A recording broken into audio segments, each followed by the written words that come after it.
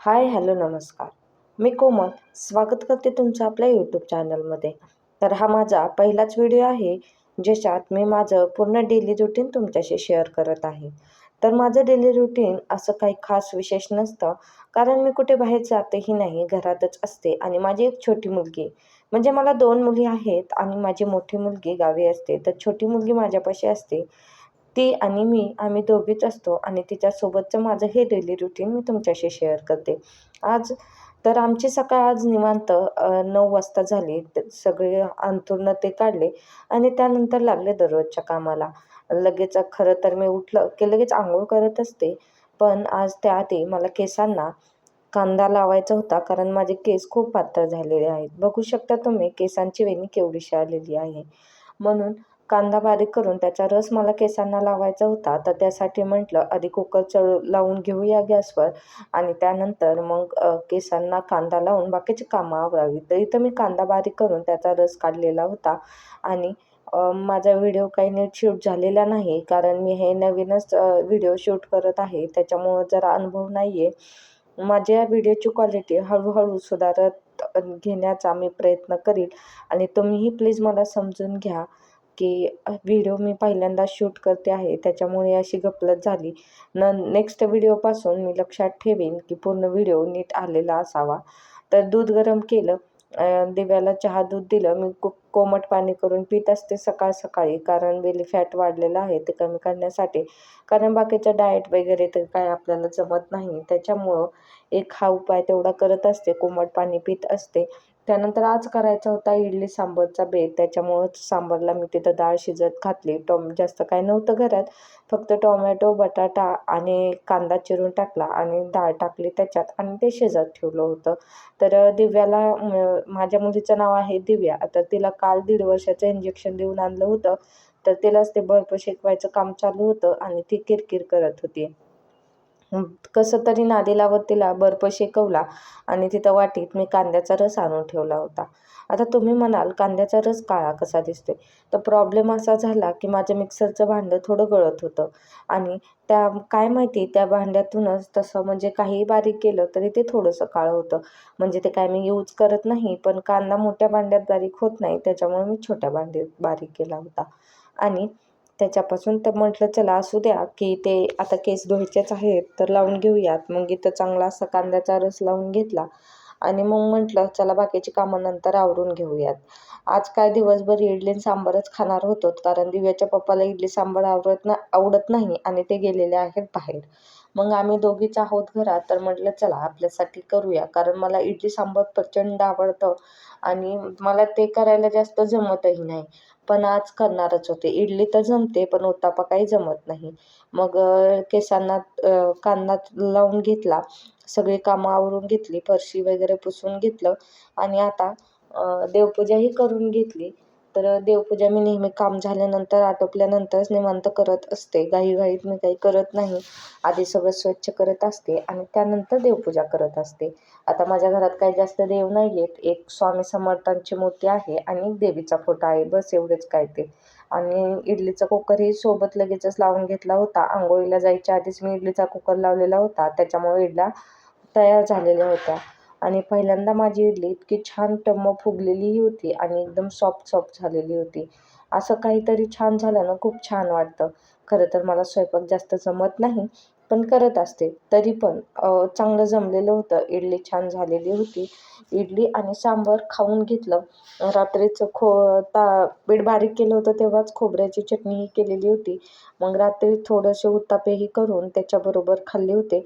आणि ते दिव्याचे पप्पा बाहेर गाडीवर जातात, त्याच्यामुळे ते काही 2-2 दिवस घरी नसतात. तर मग रात्री दोघींसाठीच 3-4 उत्तापे बनवले होते आणि त्याच्यासोबत खोबऱ्याची चटणी खाल्ली होती. आणि सकाळी मग इडलीचा कुकर लावला आणि सांबारही बनवून घेतलं. तर त्यात थोडंसं पीठ माझं शिल्लक होतं. म्हटलं आता दुपारी त्याचे उत्तापे बनवूयात. तर त्याच्यात थोडासा रवा मी मिक्स केला आणि ते तसंच भिजत ठेवलं आणि सांबारला इथं फोडणी देऊन घेतली. सांबार काय मी त्यात तिखट वगैरे काही टाकणार नव्हते, कारण दिव्याला पण खायचं होतं, त्याच्यामुळे मी ते मिठाचंच बनवून घेतलं. सांबार बनवून झालं, म्हटलं लगेचच भांडी ते घासून घ्यावावेत आणि मला एवढ्याचसाठी इडली सांबार करायचा कंटाळा येतो. करायचं असतं थोडंच, पण त्याचे भांडे इतके पडतात ना, काय सांगू तुम्हाला.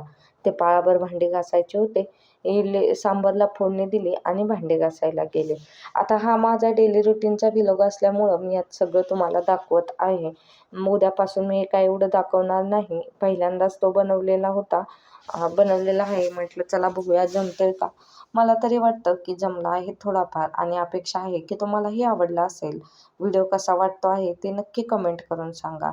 मी आणि देव्याने मस्त इडली सांबार एन्जॉय केला, आणि तिला सांबारपेक्षा खोबऱ्याची चटणी जास्त आवडते. त्यानंतर खाऊन पिऊन आम्ही मग तिकडे माझी जवळच नणंद राहते, तिच्या इकडे चाललेलो होतो. तिच्याकडे एक छोटी मशीन आहे जी की खाली बसून चालवता येते मांडी घालून. तर तिचे 2 ब्लाऊज शिवायचे होते. मग म्हटलं तिला काही येत नाहीत शिवायला. शेजाऱ्यांची ती मशीन त्यांच्यापाशी ठेवून गेलेले होते. मग ती मशीन होती. म्हटलं दिव्याही तिथं खेळेल थोडा वेळ आणि मी त्यांचा ब्लाऊज शिवून देईल. तर त्यांना थोडंसं कापड कमी पडत होतं. मग तेच कापड मी शोधत होते. कापड काही सापडला नाही. शेवटी पूर्ण पीस घेऊन गेले. कसं असतं ना, आपल्या जवळच आहे त्याच्यामुळं काही करून न्यावंच लागतं. नसतं नेलं तर म्हटलं असते की बाई हिच्याकडे एवढंसं कापड नाही आहे का, मग काय पूर्ण पीसच घेऊन गेले. पर्याय नव्हता ना. आणि मग तिथं जाऊन शिवलं. खरं तर मी घरीही शिवू शकत होते, पण प्रॉब्लेम असा होतो की दिव्या जर जागी असेल तर ते मला काहीच करून देत नाही. आणि मग ती झोपल्यानंतर मला माझं बाकीचं शिवायचं असतं. काहीतरी रोज मी वेगवेगळी क्रिएटिव्हिटी करत असते. तर तेच मला नंतर वेळ भेटत नाही, म्हणून म्हटलं त्यांच्या घरी शिवावं, जेणेकरून दिव्या तिथं खेळेल आणि शिवणंही होईल. आणि घरी आलं की दिव्या झोपते आणि ती झोपल्यानंतर मला दुसरं काहीतरी शिवायला वेळ मिळतो. असा माझा प्लॅन होता. मग त्यासाठीच मी कापड शोधत होते. कापड काही सापडलं नाही. पूर्ण ब्लाऊज पीसच मी घेऊन गेले नंतर, आणि त्यांच्या घरी मी ब्लाऊज शिवायला गेले. जवळजवळ 1.5-2 तास शिवला असेल.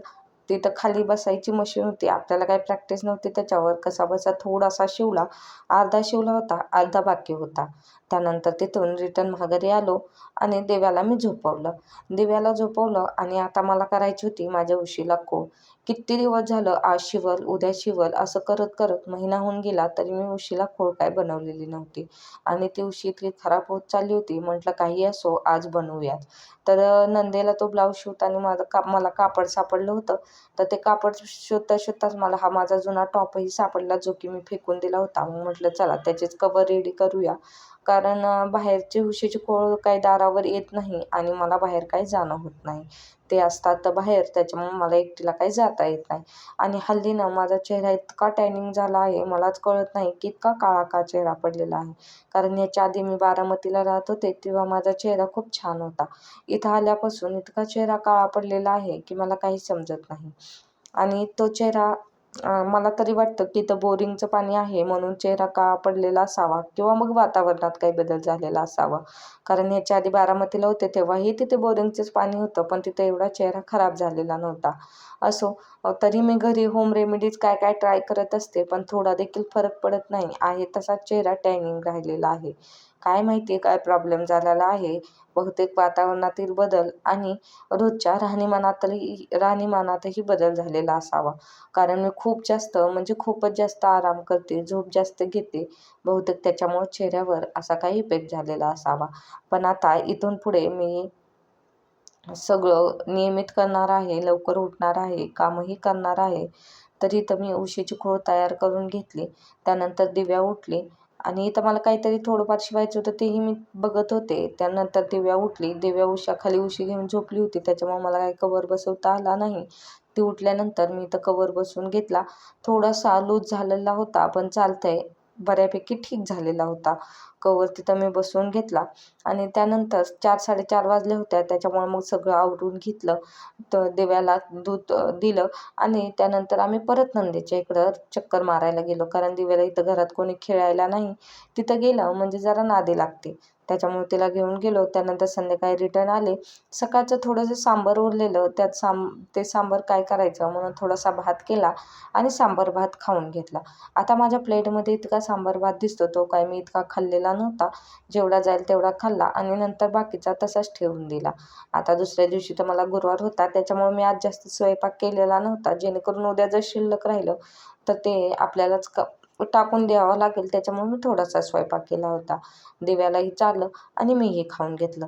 तर असा होता माझा आजचा दिवस. आणि माझी लाईफस्टाईल अशी साधी, सरळ आणि सिंपल आहे. माझ्या आयुष्यात काही वेगळं तर नाही आहेच. आता बघूया, दिव्या जरा मोठी झाली तर म्हणते की कुठं काही कामधंदा करावा. बघू जसं होईल ॲडजस्ट तसं. आता सुरुवातीला तर हा यूट्यूब चॅनल मी क्रिएट केला आहे आणि याच्यावर व्हिडिओ बनवत आहे. नक्की कमेंट करून सांगा व्हिडिओ कसा वाटला. आणि हा माझा पहिलाच प्रयत्न होता की जो मी डेली व्लॉग बनवलेला आहे. खरं तर मला खूप काही बोलायचं होतं, पण